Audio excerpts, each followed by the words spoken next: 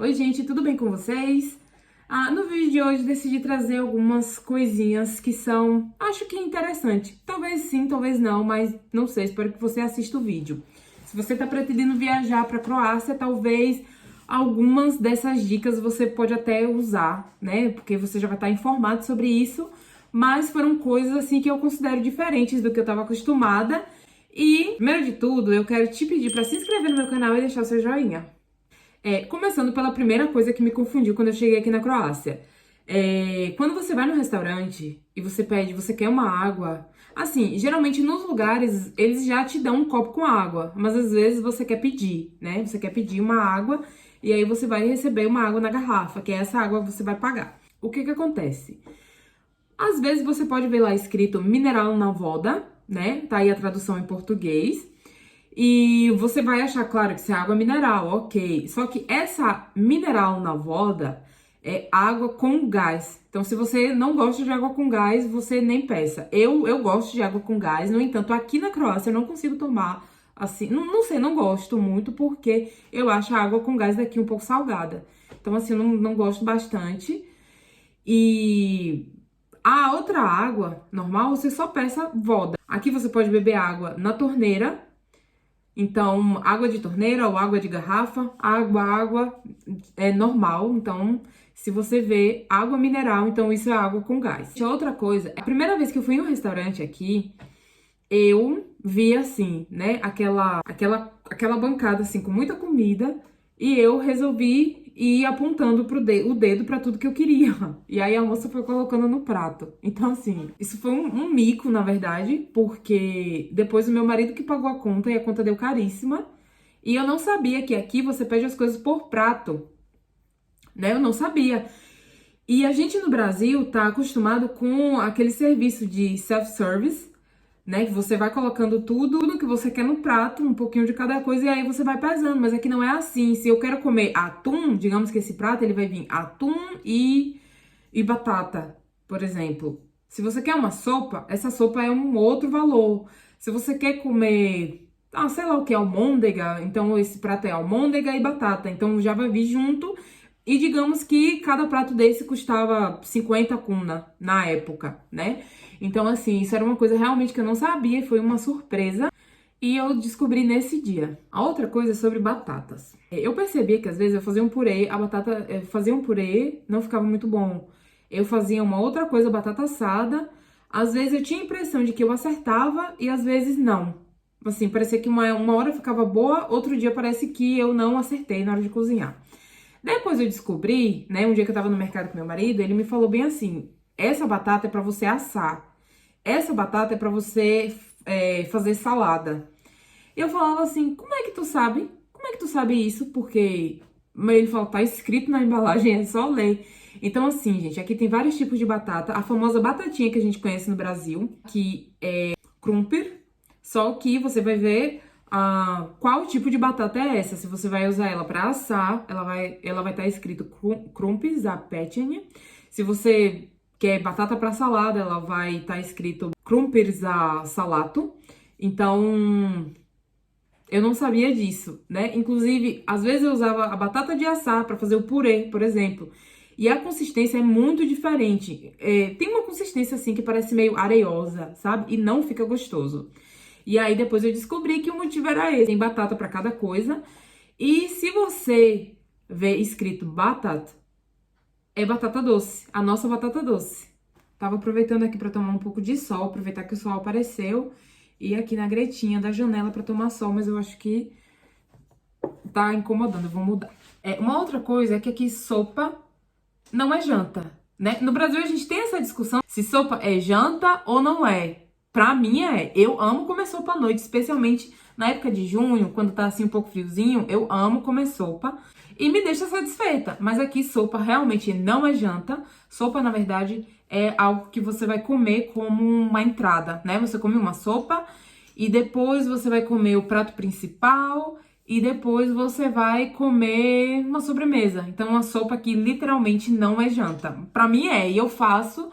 Meu marido não estava acostumado com isso. Uma outra coisa é que o switch de luz, né? Aquele que a gente clica. Eu acho que é switch, interruptor, interruptor, sempre fica do lado de fora dos cômodos. Eu não tava acostumada com isso. Na verdade, até hoje eu ainda não tô acostumada com isso. Toda vez que eu vou pro banheiro, por exemplo, eu sempre bato a mão assim do lado de dentro, procurando a luz, e depois eu me lembro que isso, na verdade, tá no lado de fora.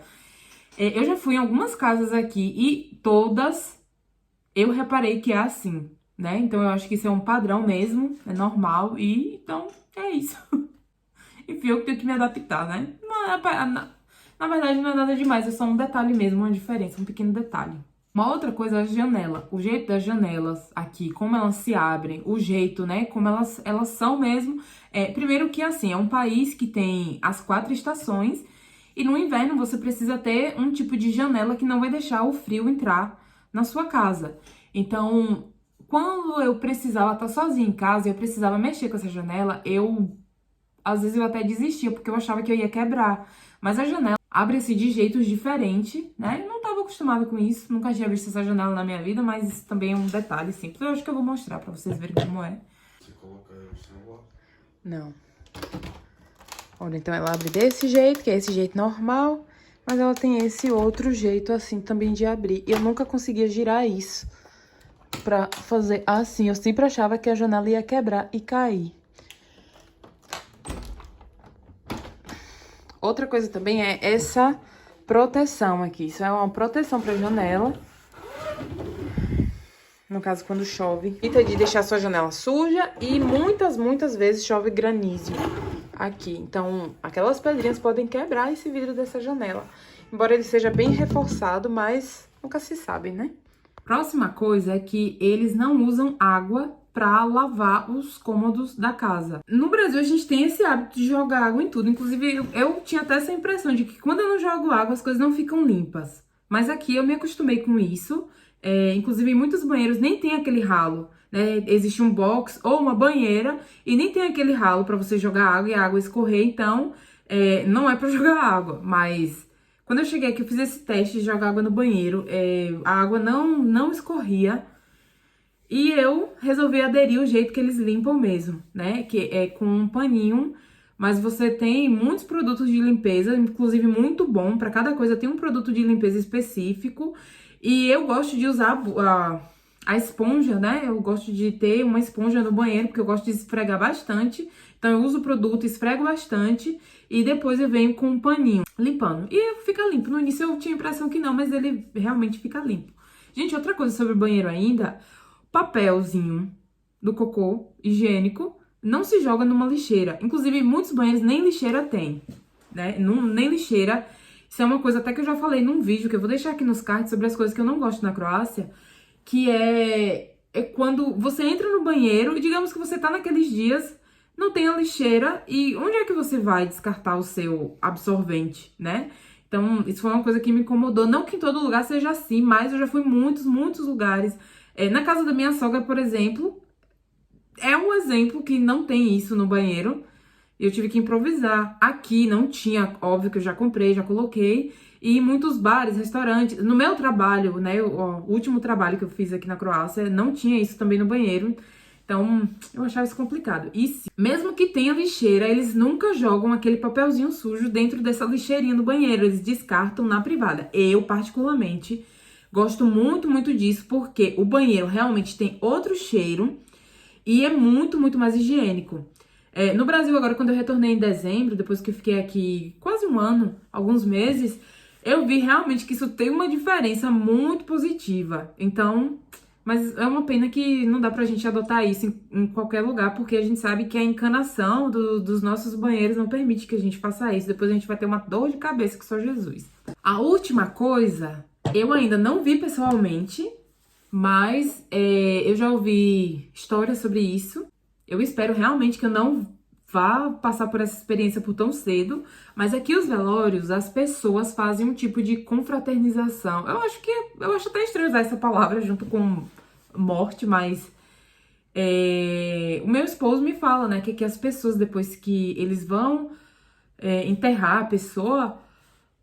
Eles vão para um restaurante, todos vão para um restaurante comer e beber e, não sei, de repente né, em nome da pessoa que morreu, ali uma última um último encontro, algo assim. Mas assim, eu acho isso um pouco até perturbador, porque eu não consigo nem comer. Especialmente se isso se tratar de uma pessoa muito, muito próxima a mim, eu não consigo. Eu não consigo fazer a relação na minha cabeça de, tipo assim, um defunto e comida, né? Às vezes aqui eles servem também comida em casa quando uma pessoa falece. E eu não, assim, no máximo, eu não sei, um cafezinho, um chá, mas assim, conseguir se alimentar enquanto tem uma pessoa ali na sala. Só que aqui também, a verdade é que eles não velam o corpo dentro de casa, né? Eles vão ter ali um memorial, um lugar específico para isso. No Brasil, isso tá ficando cada vez mais recorrente. No entanto, eu que vim de uma cidade do interior, eu sempre vi até hoje, é muito, muito comum, muitas pessoas velarem seus entes queridos dentro da própria casa, né? Isso é muito comum, mas aqui não, eles têm um lugar específico para isso, mas mesmo assim, gente, comida e defunto para mim não combina. Gente, esse foi o vídeo de hoje. Espero que você tenha gostado. Se você chegou até aqui no final, acho que você gostou. Se inscreve, deixa seu joinha e comenta também se você em algum outro país tem também algum tipo de experiência parecida com essas minhas. E é isso. Tchau, tchau!